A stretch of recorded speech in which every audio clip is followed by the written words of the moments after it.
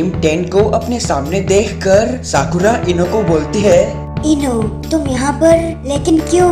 साकुरा, बात दरअसल ऐसा है, मैं तुम्हारी नौटंकी देखकर थक गई कि तुम कैसे सास्के के सामने महान बन रही हो। दोसु इन तीनों को देखकर बोलता है, यहाँ टांग अड़ाने के लिए तुम तीनों पछताओगे।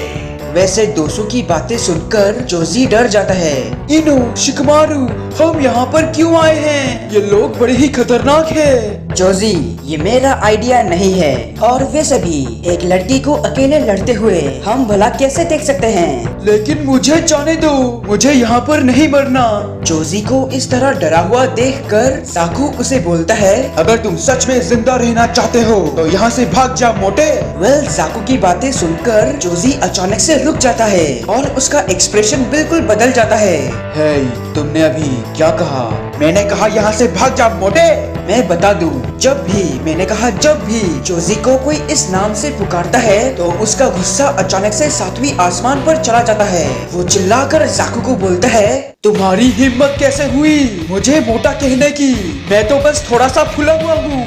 इनो, लड़ाई होगी। अब ये पर्सनल मामला हो गया है। हिडन लीफ और साउंड के बीच में जिंदगी और मौत की लड़ाई होगी। लड़ाई शुरू करने से पहले इनो साकुरा को सास्के के पास चले जाने के लिए कहती है, क्योंकि यहाँ पर टीम इनोशिकोचो थोड़ा सा धमाका करने वाले हैं। जोजी जाकू से निपटने के लिए अपना खानदानी जुत्सु, जिसका नाम है एक्सपेंशन जुत्सु, यूज करता है।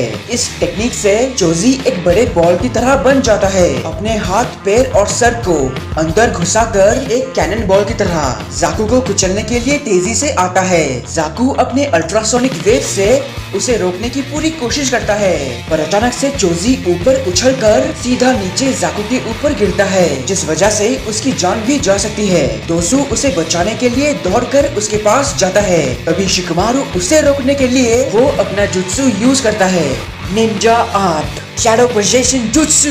वेल, इस तरह का जुत्सु शिकमारू के क्लैन की सिग्नेचर टेक्निक है। इस जुत्सु से वो अपनी परछाई को दोसु की परछाई के साथ मिला देता है। इससे ये होगा, दोसु अब पूरी तरह से उसके कंट्रोल में है। मतलब शिकमारू जैसा करेगा दोसु बिल्कुल वैसा ही करेगा। वहाँ जाकू बड़ी मुश्किल से जोजी को डॉच करता है। वो दोनों दोसु को इस तरह देखकर उनकी भी समझ में कुछ नहीं आ रहा है। दोसु शिकमारू को बोलता है, मैं हिल क्यों नहीं पा रहा? आखिर ये सब हो क्या रहा है? ज्यादा कुछ नहीं, बस मैं और मेरी परछाई। है इनो, अब तुम इस लड़की को संभालो। चिंता मत करो शिकमारू, तुम बस मेरी बॉडी का ध्यान रखना। एपिसोड 24 में आपको याद होगा किस तरह रिटन टेस्ट में इनो अपने सोल को साकुरा के अंदर डालकर उसकी पूरी पेपर कॉपी कर लेती है। इसी जुत्सु का नाम है माइंड ट्रांसफर जुत्सु। वो यहाँ पर भी इस टेक्निक का यूज करके अपने सोल को उस लड़की के अंदर डाल देती है, और डालने के बाद उसकी बॉडी को शिकमारू संभालता है। इनो किन के बॉडी में जाकर दोसु और जाकू को बोलती है कि वो दोनों यहाँ से चले जाए, नहीं तो वो अपने आप को मार डालेगी। ये बातें सुनकर उन दोनों को टेंशन होने के बजाय वो मुस्कुराते हैं। तभी दोसु किन को, मतलब इनो को बोलता है, हमें इससे कोई फर्क नहीं पड़ेगा। तुम्हें उसे मारना है ना? चलो मैं इसमें तुम्हारी मदद कर देता हूँ। किन उनकी टीम की मेंबर होते हुए भी जाकू उस पर अल्ट्रासोनिक वेव से हमला करता है। तभी जोजी बीच में आकर किन को बचा लेता है। मतलब किन मर जाएगी तो इनो का भी हाल वैसा ही होगा। उसी टाइम शिकमारू के जुत्सु का असर खत्म हो जाता है। वेल, अब हम कह सकते हैं टीम इनोशिकोचो की हालत थोड़ी खराब हो जाती है। तब जाकू इनकी हालत देखकर बोलता है, क्या तुम तीनों को सच में लगा था कि तुम हमें आसानी से हरा दोगे? 2 कौड़ी के विलेज के निंजास, हमारी ताकत तुम लोगों से कहीं ज्यादा है। ठीक उसी वक्त एक जगह से आवाज आती है, क्या सच में? मुझे लगता है तुम्हारा विलेज 3 कौड़ी का होगा। वैसे क्या तुम नौसिखिए मुझ जैसे एक असली निंजा को संभाल पाओगे? नेजी को वहाँ पर देखकर वो दोनों अपने आप को थोड़ा सा खतरा महसूस करते हैं। तभी उसकी नजर रॉकली के ऊपर पड़ती है, जो अभी बेहोशी की हालत में है। लगता है किसी ने हमारे साथी को पंचिंग बैग की तरह यूज किया है।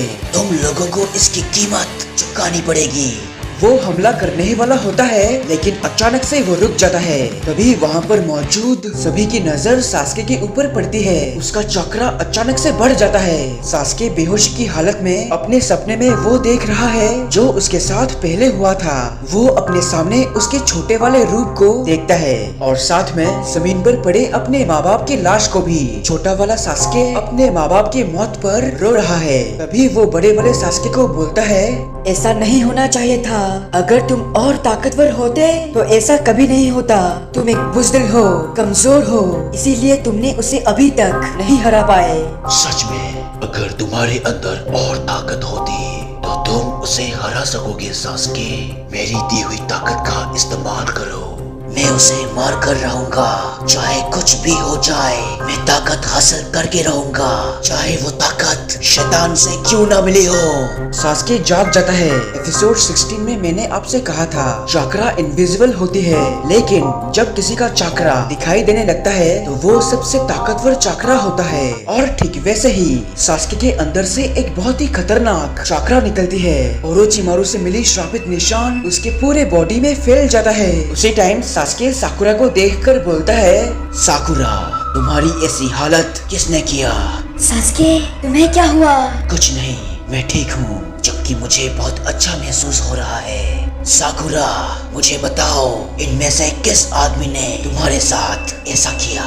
वो मैं हूँ। शिकमारू इनो को चिल्लाकर बोलता है कि वो अपने बॉडी में वापस आ जाए, और उसके ये करने के बाद वो तीनों फिर से झाड़ियों में चले जाते हैं। दोसु सास्के को इस तरह देखकर डर जाता है, पर जाकू पूरा कॉन्फिडेंट है। वो अपनी पूरी ताकत लगाकर उस पर अपना अल्ट्रासोनिक वेव छोड़ता है, लेकिन सास्के अचानक से उसके पीछे आकर वो उसके दोनों हाथ को पकड़कर वो बुरी तरह से तोड़ देता है।